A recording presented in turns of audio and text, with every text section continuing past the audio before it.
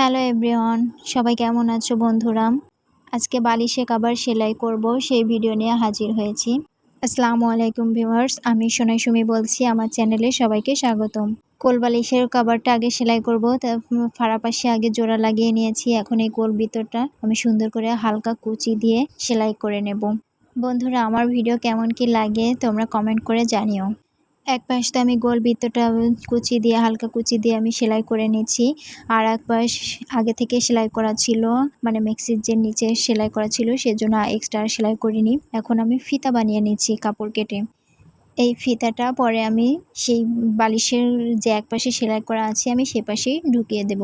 অনেক সময় আমাদের মনে হয় যে এটা দেখি ভালো লাগবে কিনা, সুন্দর দেখা যাবে কিনা, বাট কথাতেই আছে যেখানে দেখিবে ছাই উড়াইয়া দেখো তাই, পাইলেও পাইতে পারো অমূল্য রতন। তা বানানোর পর কিন্তু সত্যি অনেক সুন্দর লাগছে। আমি কাটিংয়ের ভিডিওতে দেখিয়েছি এই বালিশের কভারের মাপটা, তারপরও বলে দিচ্ছি। এখানে ছোট খণ্ড লম্বা আছে 20 ইঞ্চি আর চওড়া আছে 15 ইঞ্চি, 1 ইঞ্চি করে বাড়িয়ে নিয়েছি। আর চওড়া খণ্ডটা যেটুকু ছিল বড় খণ্ডতে সেটুকুর মাপেই লম্বা খণ্ড কেটে নিয়েছি। ভিউয়ার্স, আপনারা যদি ভালো করে দেখেন তাহলে বুঝতে পারবেন আমি দুই ওপাশে সদর রেখেছি, মানে ভিতরের পাশে দুপাশে উল্টা। তা আমি ছোট খণ্ডে এই যে চিকন করে সেলাই দিয়ে নিচ্ছি। এখন আমি যে পকেটে একটা রেখেছিলাম, পকেটের মতো যে কাপড় টুকরাটা, সেটাকে লাগিয়ে নেব। আর পাশ দিয়ে ভাঁজ করলে কেমন কি আসবে আমি সেটার মাপই নিয়ে নিচ্ছি। ওই ছোট খণ্ডেরও চিকন করে একটা সেলাই করে নিলাম, তারপরে লাগিয়ে নেব। সেলাই করার আগে এভাবে মাপ দিয়ে সমান করে দাগ দিয়ে নিলে সেলাই করতে অনেক সুবিধা হয়।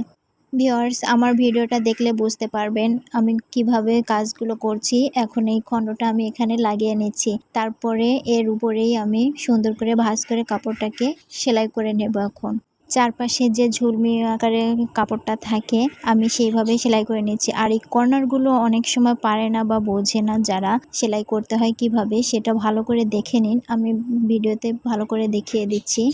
বাড়তি কাপড়টাকে মানে সুন্দর করে ভাঁজ করে তারপরে কর্নারে যে কর্নার মানে 4 কর্নার, ওই কর্নারটা ভিতরের দিকে ঢুকাই দিতে হবে, তারপর সেলাই করে নিতে হবে। আপনারা একটু ভালো করে খেয়াল করলেই বুঝতে পারবেন আমি কিভাবে সেলাই করে নিয়েছি।